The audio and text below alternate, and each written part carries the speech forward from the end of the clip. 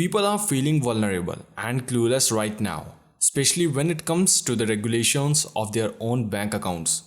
Now, even more so after the new Reg D requirements just changed last month.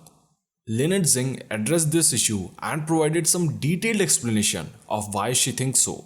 She also advised about some ways with which you can get out of it safely. You need to have a plan, and if this past year has not shown you anything, well, then ignorance doesn't make you immune, it just leaves you vulnerable. What the Fed's doing is positioning for the end of the wealth transfer. When you are left with nothing and they have got everything, the Federal Reserve, the central bank of the United States, provides the nation with a safe, flexible, and stable monetary and financial system. Do they really do that? Because they don't. There are so many unintended consequences to their actions and their behaviors. But here's an intended consequence, and that is the CPI, the inflation. While this inflation is really kicking into gear, you are going to see prices noticeably go up. So keep track of this time. So many times people go and they are not really paying a whole lot of attention. But we are now entering a period of high inflation. They want you to think that it's transitory. Maybe the speed will vary. That's the central bank tool.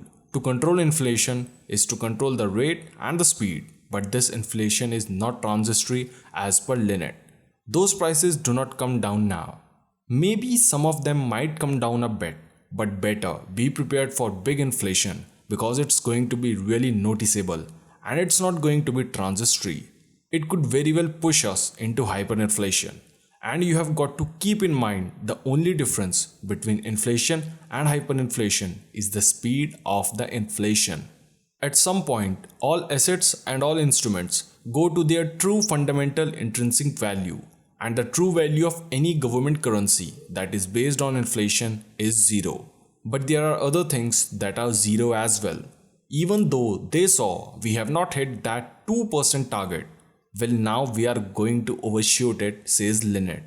The whole system is what is set up to create that income and wealth inequality. But after Janet Yellen came out and said we might have to raise rates a little bit, and then she backed off on that.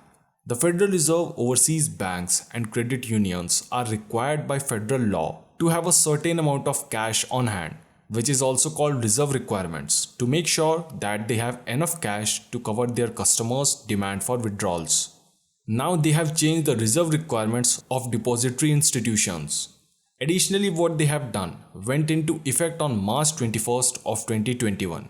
This went into effect then, and the final rule amending its Reg D reserve requirements of depository institutions to lower reserve requirement ratios on transaction accounts maintained at depository institutions to zero, so they do not have to hold any reserves. Now what they are talking about here is on transaction accounts, but in the same change to Reg D, they reclassified savings accounts as transaction accounts. In 1995, in order to give the banks more money to work with and trade with, they created sweep accounts. So you make a deposit into your bank account. They sweep those funds to a sub account that is actually in their name, and then they can use that reserve as collateral to go borrow for their benefit. It certainly benefited them a lot. We saw how it didn't benefit people when we went through the 2007 to 8 crisis. But now they are taking it a huge step further. They are reclassifying savings into transactional accounts. So that means that they want you to use that money in those savings accounts, and the banks do not have to hold reserves. So what happens the next time there's a run on the bank? Well, they can get everything digital before that happens. So sad for those that hold all of their money in the banks. But let's just take a little quick look at what that ample reserve regime looks like. The first time that the Federal Reserve had to buy government treasuries was December of 2002. So they don't even want to go back that far anymore, because they don't want you to realize that's what a third world country does. Because there's not enough demand for our government debt, so that the Fed has to buy it themselves, and they get the banks to help them do that.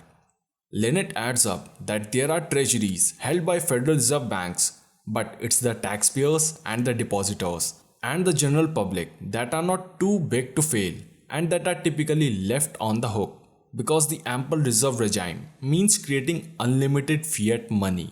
But every single time they do that, what happens? The value of the currency goes down. That's why Leonard suggests that you gotta have gold. That's why you gotta have silver because that's the real money as per Leonard. The goal of regulation D to begin with was to create a clear line between savings accounts and transactional accounts. Savings accounts are meant to encourage long-term saving, not short-term spending. Of course, with the decline in interest rates, you are not getting paid for the risk that you are taking and will go to negative rates because that's what they are setting up for here. Now when the crisis hit and all the stimulus money was sent out because they couldn't just take care of Wall Street this time, there's no way that would have been tolerated. They had to also take care of the public at least to a degree. We saw savings spike because people were scared. They didn't know what the next job they were going to have. Then it declined, but it's back up there at 27.6%, and this goes back to 1960 when they started savings or tracking it. At the end, Lynette concludes and says that people save money when they are unsure. Of course, we are tied into the system, so we have to keep a certain level of money in there. If you have not yet built a certain level of cash outside of the system, you might really want to consider doing it while you still have the chance. They have no tools other than money printing. They are printing more and getting less and less results, and that's been really very true for the more than a decade since 2008.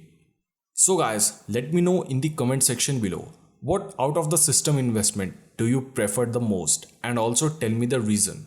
Also, if you found this video really knowledgeable, then don't be shy in converting that like button into blue. Also subscribe to this beautiful channel for more such amazing videos.